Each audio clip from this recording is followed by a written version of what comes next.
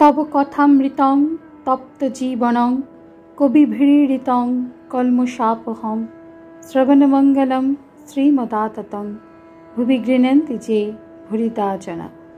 নমস্কার, অমৃতবাণী চ্যানেলে আপনাদের সকলকে স্বাগত। শ্রী শ্রী ঠাকুর, মা ও স্বামীজির রাতুল চরণে শতকোটি প্রণাম জানিয়ে শুরু করছি আমাদের আজকের পাঠ।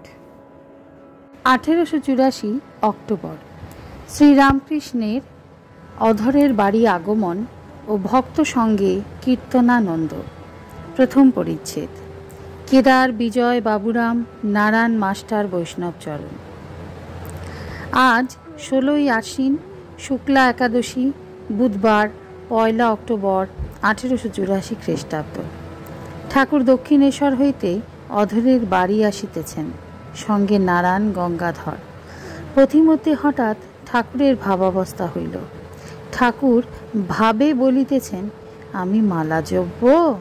খ্যাথু, এ শিব যে পাতাল ফোড়া শিব, স্বয়ংভূলিঙ্গ। অধরের বাড়িতে আসিয়াছেন, এখানে অনেক ভক্তের সমাবেশ হইয়াছে। কেদার, বিজয়, বাবুরাম প্রভৃতি অনেকে উপস্থিত। কীর্তনিয়া বৈষ্ণবচরণ আসিয়াছেন। ঠাকুরের আদেশক্রমে অধর প্রত্যহ অফিস হইতে আসিয়াই বৈষ্ণবচরণের মুখ হইতে কীর্তন শুনেন।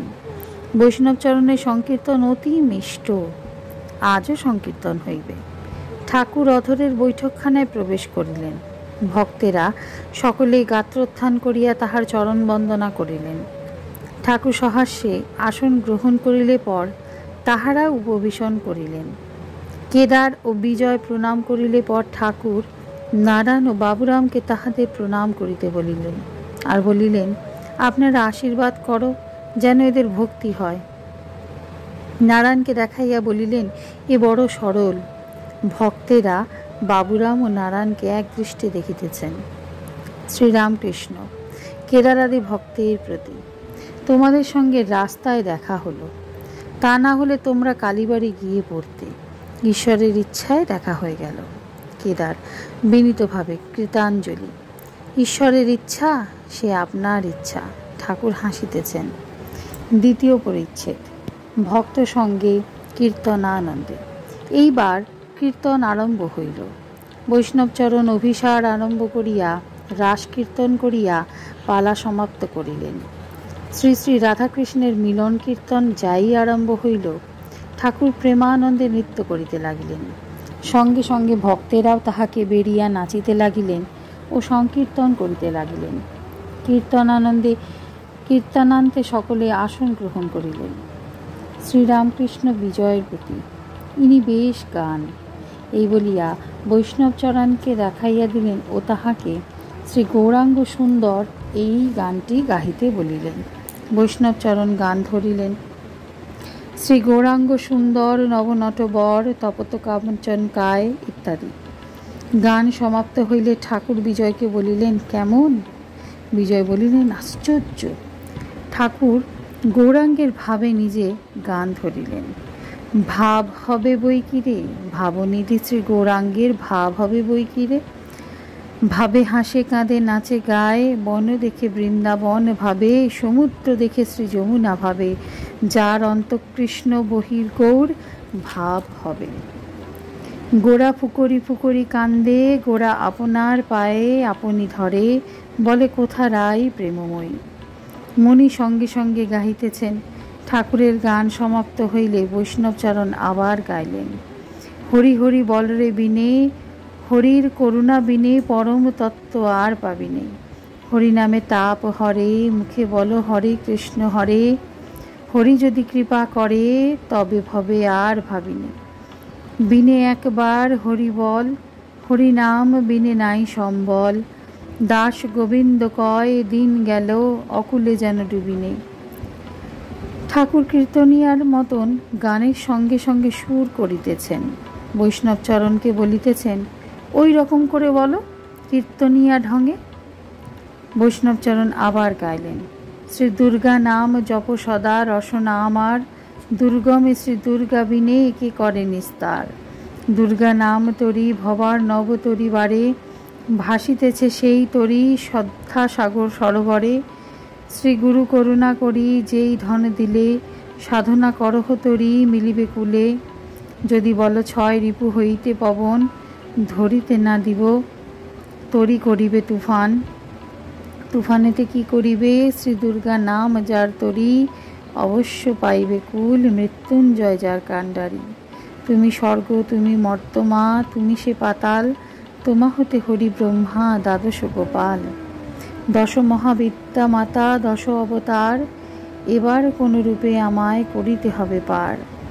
চলো অচল তুমি মা তুমি সূক্ষ্ম স্থূল, সৃষ্টি স্মৃতি প্রলয় তুমি মা তুমি বিশ্বমূল। ত্রিলোক জননী তুমি ত্রিলোক তারিণী, সকলের শক্তি তুমি মা তোমার শক্তি তুমি। ঠাকুর গায়কের সঙ্গে পুনঃ পুনঃ গাহিতে লাগিলেন, চল অচল তুমি মা তুমি সূক্ষ্ম স্থূল, সৃষ্টি স্মৃতি প্রলয় তুমি মা তুমি বিশ্বমূল। ত্রিলোক জননী তুমি ত্রিলোক তারিণী, সকলের শক্তি তুমি মা তোমার শক্তি তুমি। কীর্তনিয়া আবার আরম্ভ করিলেন, বায়ু অন্ধকার আদি শূন্য আর আকাশ, রূপ দিক দিগন্তর তোমা হতে প্রকাশ। ব্রহ্মা বিষ্ণু আদি করি যতেক অমরে, তব শক্তি প্রকাশিছে সকল শরীরে। হীরা পিঙ্গলা সুষুম্না বজ্রা চিত্রে নিতে, ক্রমযুগে আছে জেগে সহস্র হইতে। চিত্রিণীর মধ্যে ঊর্ধ্বে আছে পদ্ম সারি সারি, শুক্ল বর্ণ সুবর্ণ বর্ণ বিদ্যুতাদি করি। দুই পদ্ম প্রস্ফুটিত এক পদ্ম কোড়া, অর্ধমুখে ঊর্ধ্বে মুখে আছে দুই পদ্ম জোড়া। হংসরূপে বিহার তথায় করগ আপনি, আধার কমলে হও আকুল কুণ্ডলিনী। তদূর্ধ্বে মণিপুর নাম নাভিস্থল, রক্তবর্ণ পদ্ম তাহে আছে দশ দল। সেই পদ্মে তব শক্তি অনল আছয়, সেই অনল নিবৃত্তি হলে সকলে নিভায়। হৃদিপদ্মে আছে মানস সরোবর, অনাহত পদ্ম ভাসে তাহার উপর। সুবর্ণ বর্ণ দ্বাদশ দল তথায় শিববান, সেই পদ্মে তব শক্তি জীব আর বা আন। তদূর্ধ্বে কণ্ঠদেশ ধূম্রবর্ণ পদ্ম, ষোড়শ দল নাম তার পদ্ম বিশুদ্ধাধ্যক্ষ। সেই পদ্মে তব শক্তি আছয় আকাশ, সে আকাশ রুদ্ধ হলে সকলই আকাশ। তদূর্ধ্বে শিরসি মধ্যে পদ্ম সহস্র দল, গুরুদেবের স্থান সেই অতি গুচ্ছস্থল। সেই পদ্মে বিম্বরূপে পরমশিব বিরাজে, একা আছেন শুক্লবর্ণ সহস্র দল পঙ্কজে। ব্রহ্মরন্ধ্র আছে যথা শিব বিম্বরূপ, তুমি তথা গেলে শিব হন স্বীয়রূপ। তথা শিব সঙ্গে রঙ্গে করগ বিহার, বিহার সমাপনে শিব হন বিম্বাকার। আজকের পাঠ এ পর্যন্তই।